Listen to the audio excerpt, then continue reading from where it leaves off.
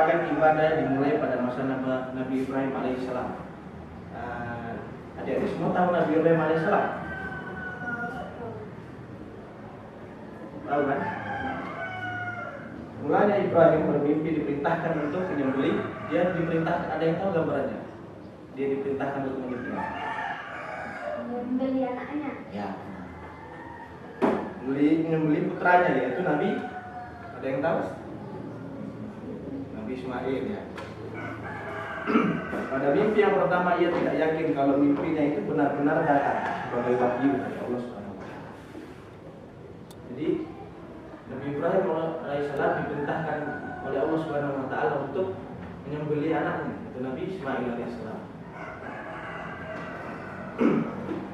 Dan dia tidak yakin bahwa itu adalah sebuah wahyu dari Allah Subhanahu wa taala.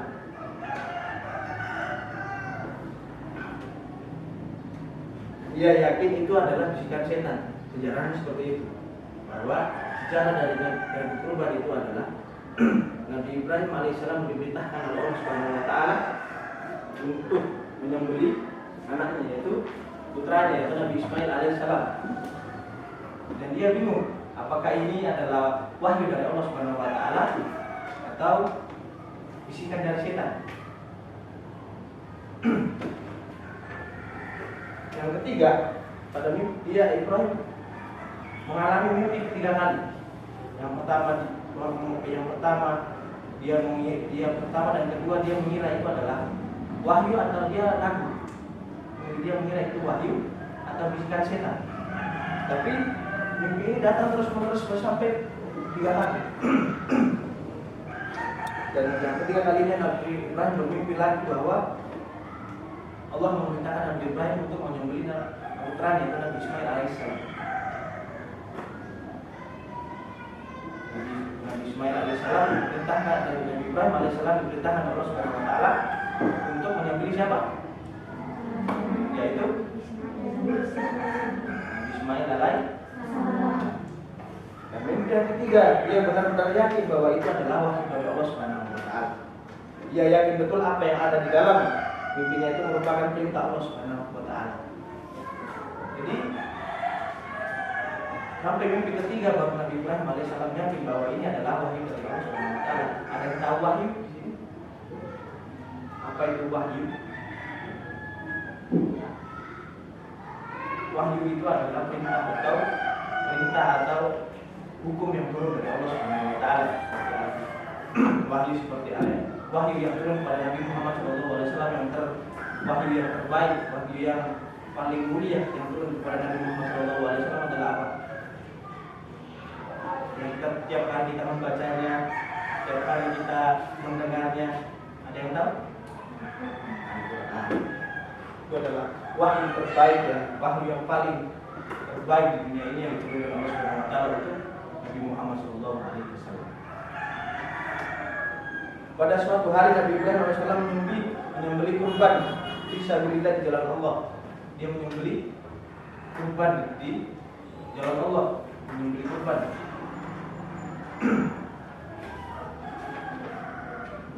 Kita masuk dalam pengertian kurban. Kita tadi membahas tentang sejarahnya, singkat tentang sejarahnya kurban. Dan kita masuk dalam pengertian kurban. Pengertian kurban disebut juga al-udhiyah.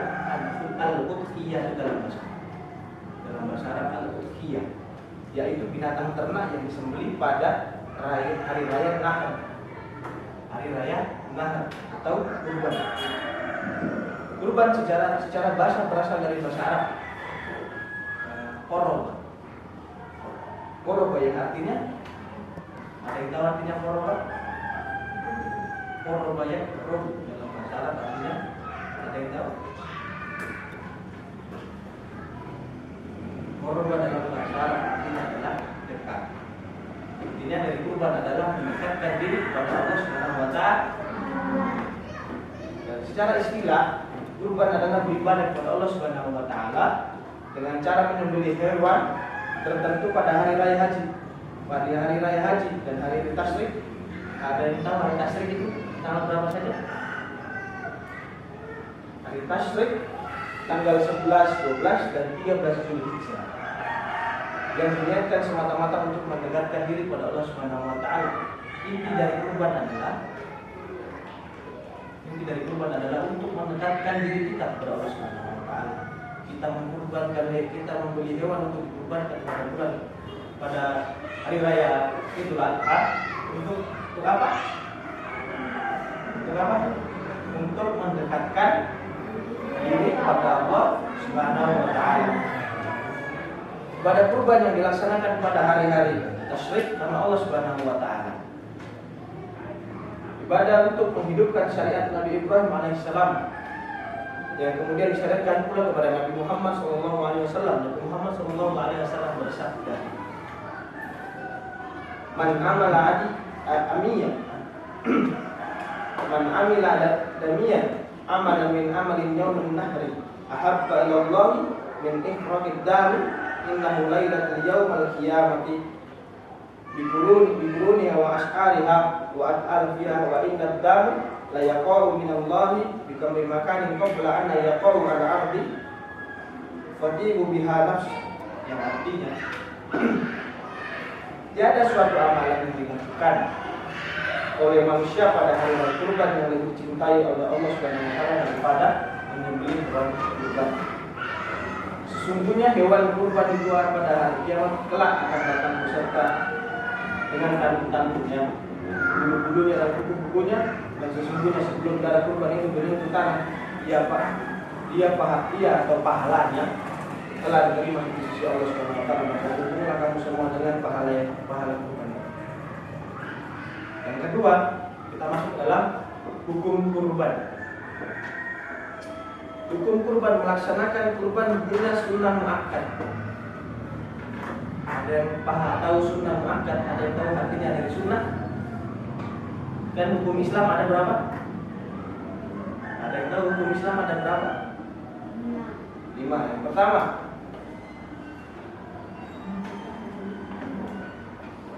halal. Yang pertama ya, hukum Islam ada halal, ada haram, ada sunnah. Yang kalian tahu kan ada 3, baru 3. Dalam Islam ada berapa hukum? Ada halal, ada haram, ada sunnah. Sunnah terbagi lagi, ada sunnah muakkadah, ada yang sunnah ditekankan, ada yang sunnah yang tidak ditekankan. Dan ada mubah. Mubah itu boleh.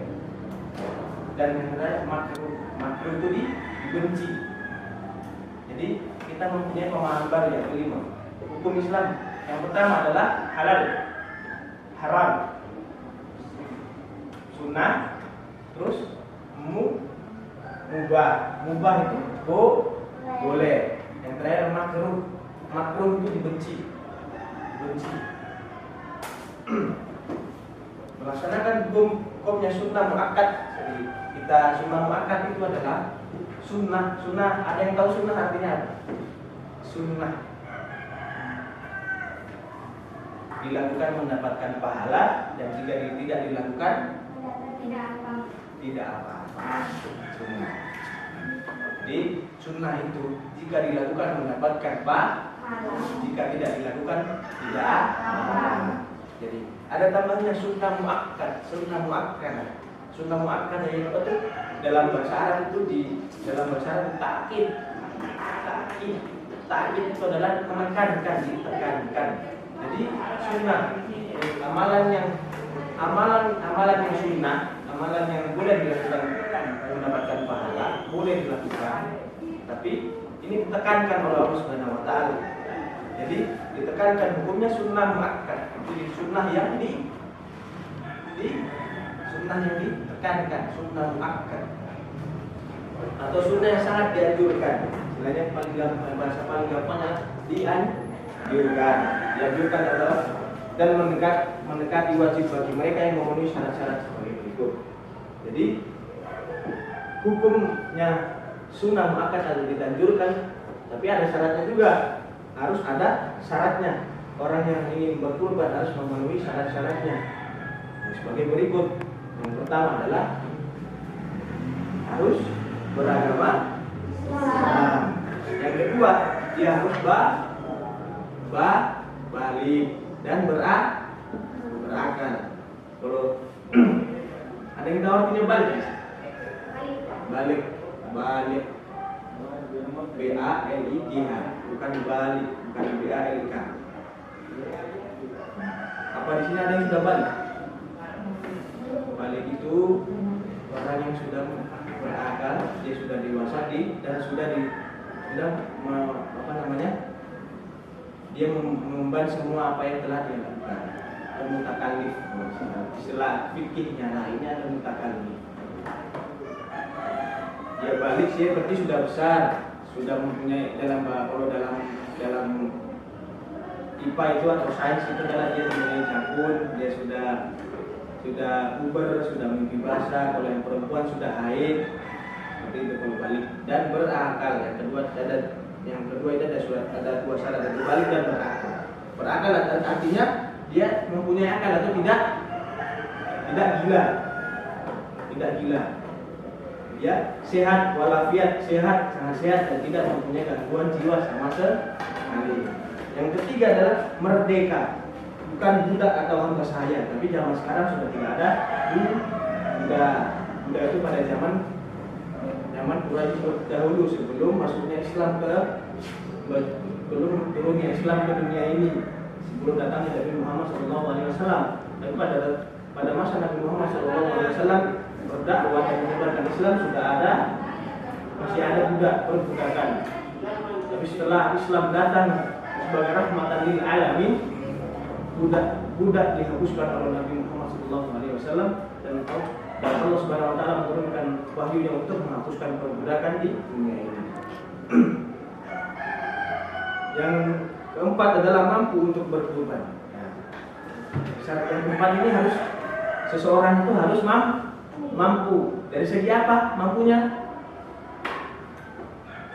Ada yang tahu?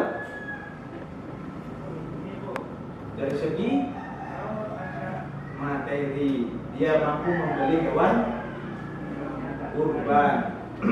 Saya ulangi, hukum berkurban adalah, ada yang tahu? Saya jelaskan tadi. Hukum kurban adalah sunnah muakkad, sunnah yang dianjurkan.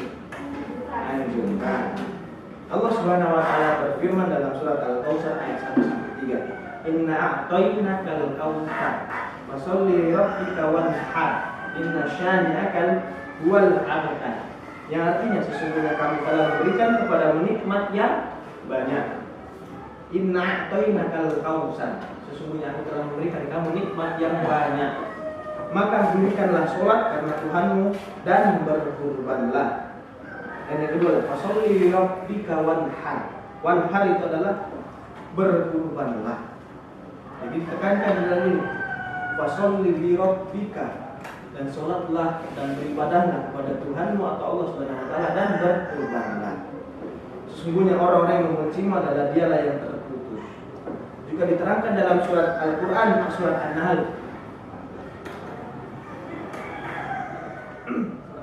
Tabi millat Ibrahim hanifah wa ma kana minal musyrikin. Dan yang artinya ikutilah agama Ibrahim yang lurus dan dia bukanlah termasuk orang musyrik. Jadi materi saya pada pagi hari ini ada dua, yaitu pengertian dan hukum dan syarat. Pengertian, hukum dan syarat. Saya tekankan lagi, pengertian dari kurban adalah, ada yang tahu? Pengertian arti paling gampangnya sama. Arti yang paling gampang. Kurban adalah untuk mendekat. Inti dari berkurban kita adalah, kenapa kita membeli hewan kurban adalah untuk apa? Mendekatkan diri kepada Allah. Ya. Dan hukum kurban adalah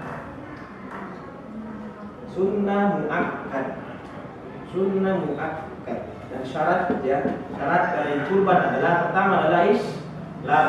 Yang kedua balik dan yang ketiga merdeka, bukan budak atau hamba sahaya. Yang keempat adalah mampu untuk berkurban dari segi materi ataupun dari segi mental. itu segi materi. Harus kita mampu untuk membeli hewan kurban. Jika tidak mampu, tidak karena masalahnya. Karena syarat hukum sunnah muakkad untuk sunnah muakkad adalah yang dianjurkan, hukum yang dianjurkan hampir mendekati wajib bagi yang mereka memenuhi syarat. Pertama tadi Islam, balik dan berakal, dan bukan merdeka atau bukan budak atau nama saya, dan yang keempat mampu untuk berkorban. Bisa dipahami semua anak-anak? Bisa. Ya, terima kasih. Maaf jika banyak salah kata yang saya sampaikan, karena waktunya sudah selesai dan tidak bisa saya lanjutkan lagi. Nanti dilanjutkan oleh mata pengampunya sendiri, yaitu gurunya sendiri. Mohon maaf jika ada salah saya, jika ada salah saya datang dari diri saya sendiri, jika ada benar yang datang dari Allah Subhanahu wa taala. Lastu bi khairin minkum wa lastu bi ahsanin minkum. Assalamualaikum warahmatullahi wabarakatuh.